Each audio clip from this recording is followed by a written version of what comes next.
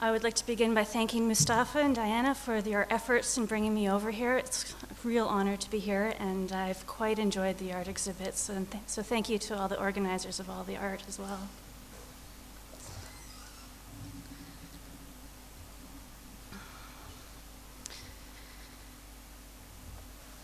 Stella Bloch was an artist, dancer, and critic who was born in Poland on December 18th, 1897, and immigrated with her mother, Charlotte Bloch, to New York while still a baby.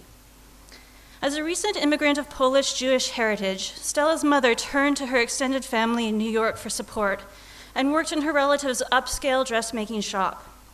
It was an establishment that featured the latest Parisian clothing styles and was patronized by the wealthy New York elite.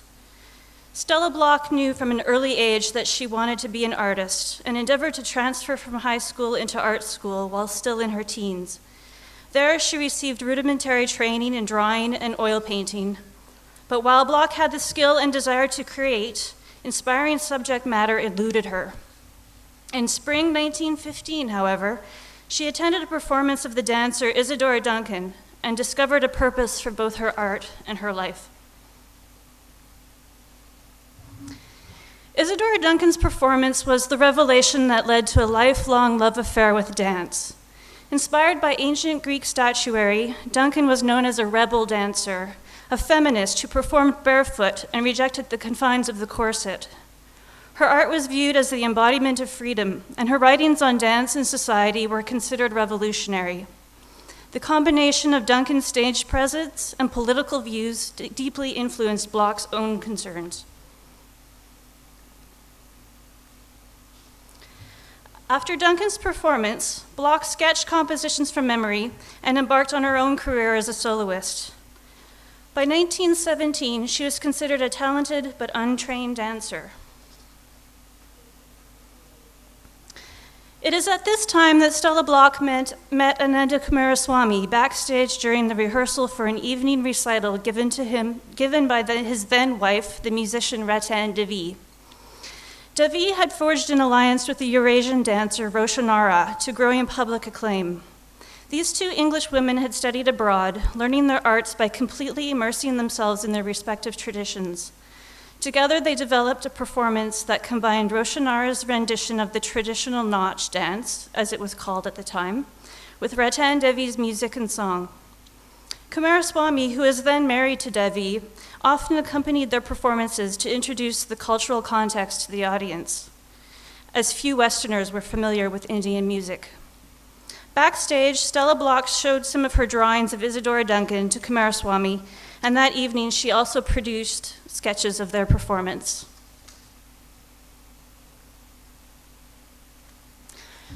My interest in Stella Bloch focuses on her career between 1917 and 1922, when she developed her skills as a theorist and writer and expanded her Duncan dance repertoire to include traditional Southeast Asian performances. When Coomaraswamy met Stella Bloch in March of 1917, he was waiting to begin his tenure as the curator for the newly established Department of Indian Art at the Boston Fine Arts Museum. Although Ratan Devi and Coomaraswamy previously had an understanding they could see other people, he insisted on keeping the affair with Bloch a secret for some months. His personal life with Ratan Devi was strained, but they were managing and had recently welcomed the birth of their second child, a son. By September 1917, Coomaraswamy introduced Bloch to his friends at the Sunwise bookshop with an invitation to an unnamed performance, likely one of Ratan Devi's. That evening, he returned some of her drawings in exchange for a few new ones that she had made of Devi, which Devi hoped to keep for herself. Coomaraswamy also gave Bloch a copy of his book, The Buddha and the Gospel of Buddhism. Coomaraswamy's influence on Bloch's art and life was profound. Their relationship was both personal and professional, providing them with new directions for their interests. Coomaraswamy suggested various books to Bloch to help her develop her ideas, and she, in turn, used her talents to illustrate a few of his articles. He also encouraged Bloch to write her thoughts in a journal and helped publish her essays and display her artwork. During the first 4 years of their relationship, Coomaraswamy's employment at the Museum of Fine Arts kept him in Boston for much of the time, and Bloch lived in New York, where she attended performances and was active in city life. The best opportunity for Bloch and Coomaraswamy to spend time together was during their visits to the Brocken, a farm and art studio on the outskirts of New York belonging to Mary Mowbray Clark and her husband John. The Brocken was closely associated with the Sunwise Turn bookshop and became a second salon where ideas about the arts and crafts, Indian traditions, anarchism, and guild socialism were discussed. To outsiders, the Brocken was also considered a free love colony. Bloch and Coomaraswamy's relationship was founded on a radical ethos of freedom. They retained separate living arrangements even after their marriage, and as a result, much of their relationship over the years was conducted through letters, which they sent to each other almost daily. In my research on Bloch, I studied those letters and read the same books Coomaraswamy recommended to analyze Bloch's most significant early essays. They are Intuitions from August 1919, published in the Modern School Journal, and Dancing and the Drama, East and West, from 1922. Bloch illustrated her own texts and, drawing on Coomaraswamy's guidance, theorized an ideal unification of the arts and society.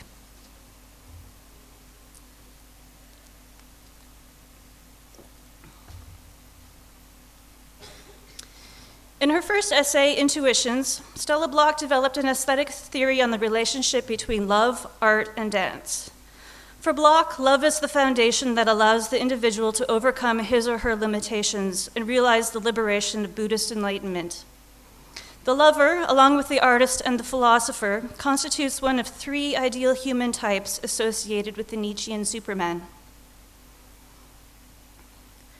Bloch encapsulates the ideal of the lover in the pose of the central figure for her Intuitions frontispiece.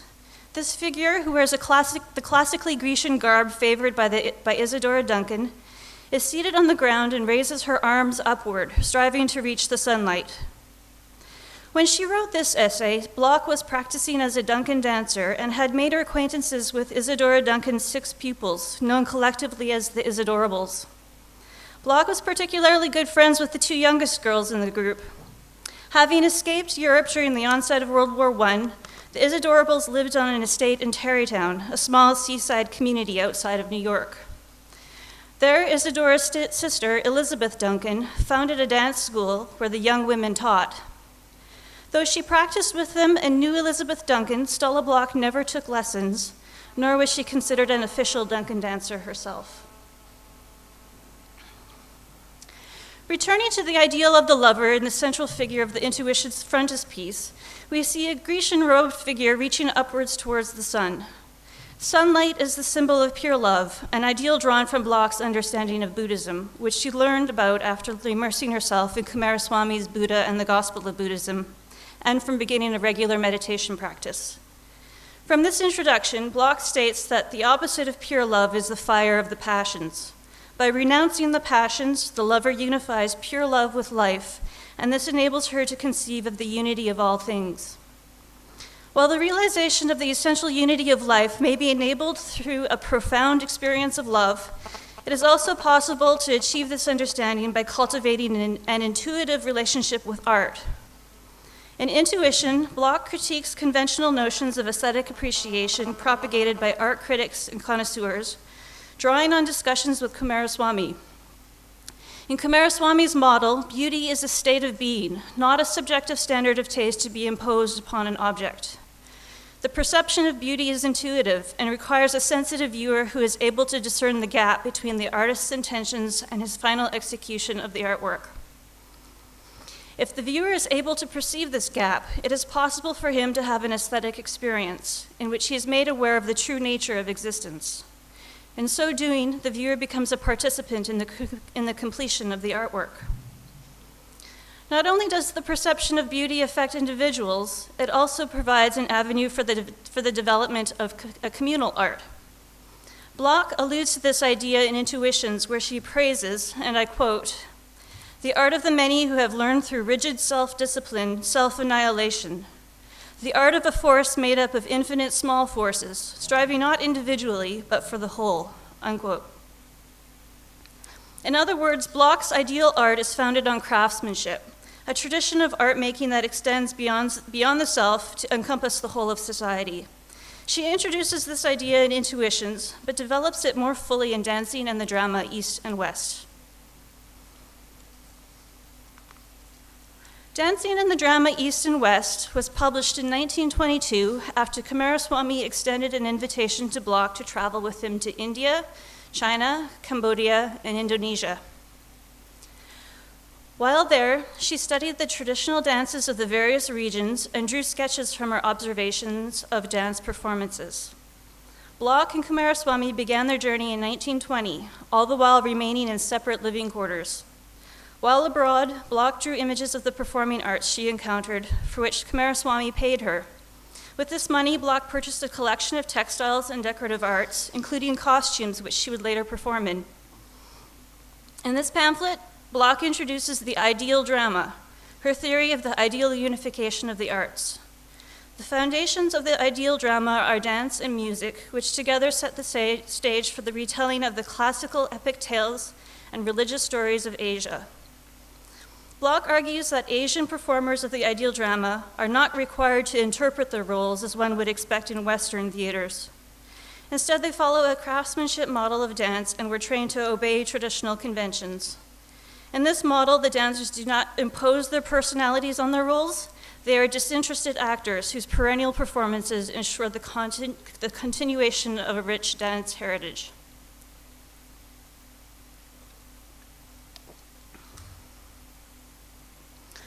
In analyzing Asian dance, Bloch uses Western dance as a foil for her discussion. She begins with a scathing critique of the popularity of Oriental dances in the West. Although Bloch mentions no names, she could be referring to none other than Ruth St Denis, who is well known for her translations of Oriental themes into performances designed to please audiences interested in exotica. Ruth St Denis was inspired to develop her dancing in this direction in 1904 after spotting an advertisement for Egyptian deities' cigarettes in a window of a drugstore. In her subsequent work, St. Denis sought to evoke an aura of mysticism she believed she encountered in the representation of the statue of Isis on the cigarette package. Her initial large-scale Orientalist production was called Radha, first performed in 1906, but redeveloped and represented again over the years. Its highlight featured the inclusion of real Hindus on stage, acting as props in the dance that St. Denis displayed. In all her Oriental dances, St. Denis' only claim to any sense of authenticity was that she felt she embodied the spiritual ideals of the East in her art. In 1914, Ruth St. Denis had founded her own school of dance with her husband Ted Shawn in Los Angeles, California, and their enterprise was at its height of popularity by the 1920s. A veritable factory for dancing, Oriental and otherwise, the Denishan School, as it was called, was a regular feature in Vanity Fair, a high-end fashion and society magazine for the wealthy. Knowing the great acclaim that St. Denis' dances held in the popular imagination and the rising prestige associated with her dance school, it is therefore very significant that Bloch took an oppositional position against Orientalized dances. In Dancing and the Drama East and West, Bloch denounces the blind ambition of Oriental dancers and questions the authenticity of their claims of spiritual empathy with the Orient. The only Western dancers Bloch respects are Isadora Duncan and her 6 proteges. However, having danced for years in the Duncan tradition, in Dancing and the Drama East and West, Bloch is critical, finding their performances lacking in comparison to Asian dance traditions.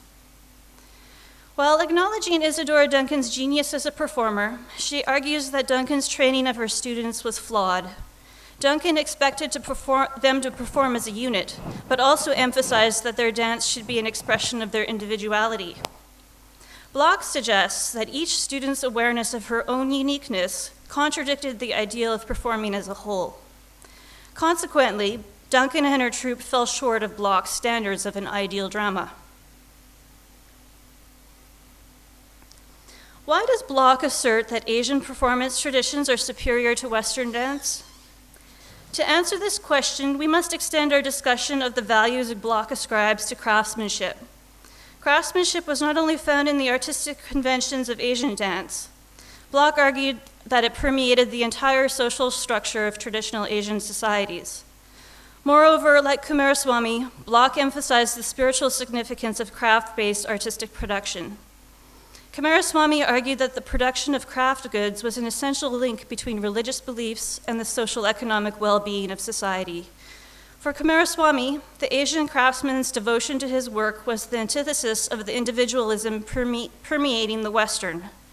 Whereas the West stressed art as a form of personal expression, the Eastern craftsperson furthered the social and cultural values that were the bedrock of Asian traditional culture. As such, Bloch's ideal drama was not valued as mere entertainment, as Western dance was. It was fully integrated into the social fabric of the community.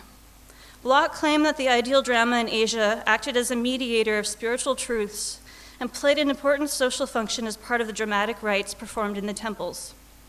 Performances were open to all members of society, no matter what their social position, and everyone was well aware of the iconographic meaning of each gesture and movement.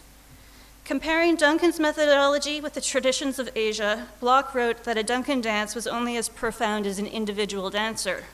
The grandeur of Asian performance, on the other hand, was founded on the communal artistic and social conventions that span generations.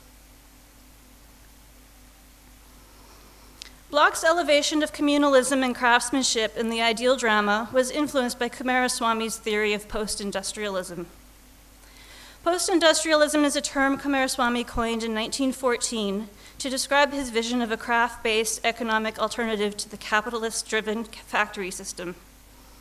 Criticizing the industrial system for severing the worker from the meaningful labor through the mass-scale production of goods, Coomaraswamy argued the craftsman's economic role was both personal and social, and emphasized the spiritual significance of the craft traditions. As part of a tradition, the craftsman's wares were designed with very distinctive motifs passed down through generations, motifs that sometimes were associated with religious themes. Thus, both the craftsman's work and his products were embedded in the cultural values of his society. In post-industrial theory, the craftsman produces a communal art that contributes to the welfare of society as a whole.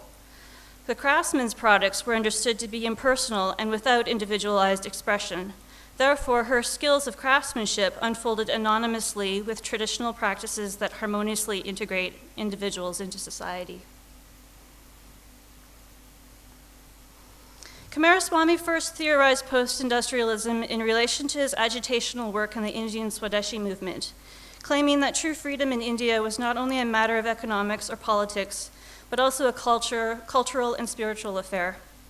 He understood the craftsman to be the producer of India's cultural identity, a maker of the goods which would provide the country with economic and cultural independence. As such, Coomaraswamy conceived of post-industrialism as an economic model that would compete side by side and eventually replace European industrial capitalism. In later writings, Coomaraswamy extended his post-industrial analysis to include all societies. Stella Bloch's discussion of the ideal drama paralleled this expansive view of Eastern craftsmanship as she examined dance in India, China, Cambodia, Java, and Bali.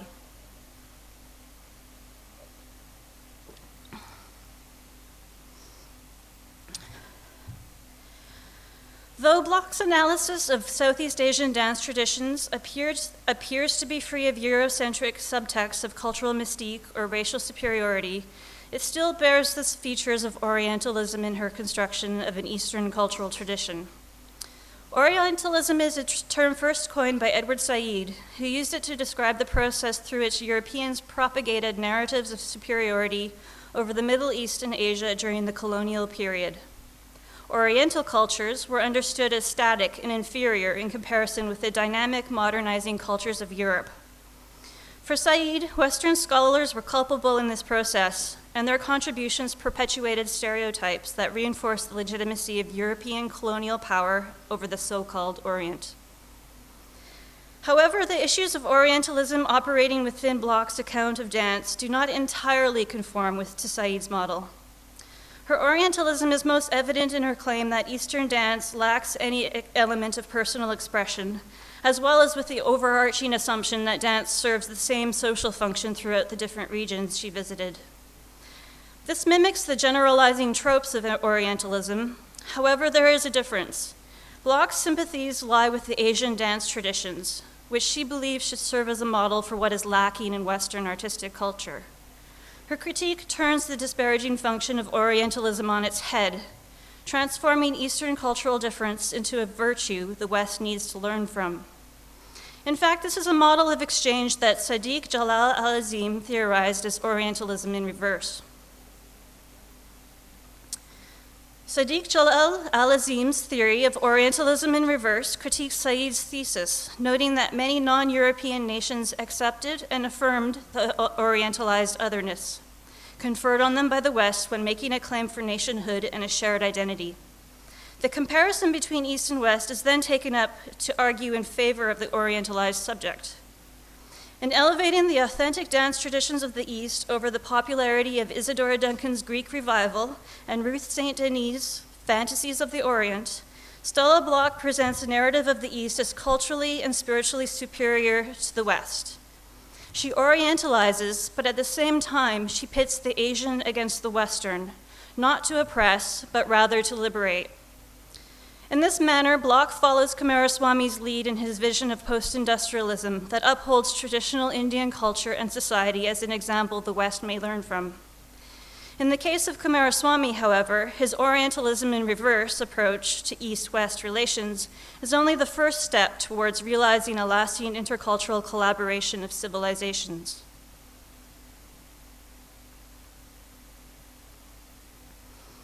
Coomaraswamy's post-industrialism and Bloch's model of the ideal drama, in fact, converge more closely with Fred Dahlmeyer's porous model of East-West exchange, drawn from Derrida's concept of cultural identities open to otherness.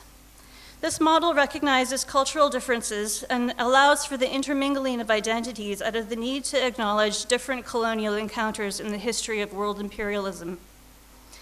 Dahlmeyer understands the relationship between the colonizer and colonized as a multiplicity of coexisting, competing, or intersecting cultural identities. As a result, Dahlmeyer's porous model opens the Orientalist debate to the possibility of multiple subject positions in which identities may coexist and intermingle. From this perspective, Bloch's ideal drama is best understood as a call for cultural exchange and a new non-hierarchical relationship between East and West, a relationship where the West would learn from the East. Bloch's indictment of the dances of the West provide the foil for her argument that Eastern dance dramas were a comparatively truer art form, not only because they transcended the status of mere entertainment, but because they upheld the standards of craftsmanship. They also had a ritual function in society, and a vital one. As Bloch put it, Eastern dance was more than art, it was life. Upon her return from Southeast Asia, Stella Bloch began performing the dances she learned to audiences and published Dancing in the Drama East and West not long thereafter.